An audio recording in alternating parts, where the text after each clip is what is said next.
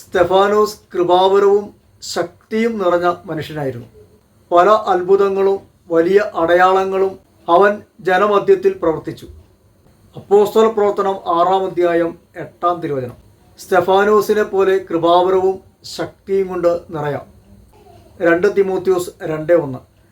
എൻ്റെ മകനെ, നീ യേശുക്രിസ്തുവിൻ്റെ കൃപാവരത്തിൽ നിന്നും ശക്തി സ്വീകരിക്കുക. യേശുവിൻ്റെ പീഡാസഹനം, കുരിശുമരണം, ഉദ്ധാനത്തിലൂടെ ഈ ശക്തി നമുക്ക് സ്വീകരിക്കാം. ആത്മാവിനാൽ ശക്തിപ്പെടാം. നമ്മുടെ ഭാഗിക മനുഷ്യൻ ക്ഷയിച്ചുകൊണ്ടിരിക്കുകയാണെങ്കിലും ആന്തരിക മനുഷ്യൻ അനുദിനം നവീകരിക്കപ്പെടണം. സ്തെഫാനോസ് കൃപാവരവും ശക്തിയും നിറഞ്ഞ അത്ഭുതങ്ങളും അടയാളങ്ങളും അവൻ്റെ കരങ്ങൾ വഴി ദൈവം പ്രവർത്തിച്ചതുപോലെ നമ്മളിലൂടെയും നമ്മുടെ കരങ്ങൾ വഴിയും ദൈവം ഈ കാലഘട്ടത്തിൽ പ്രവർത്തിക്കുവാൻ നമ്മുടെ ജീവിതത്തെ സമർപ്പിക്കാം.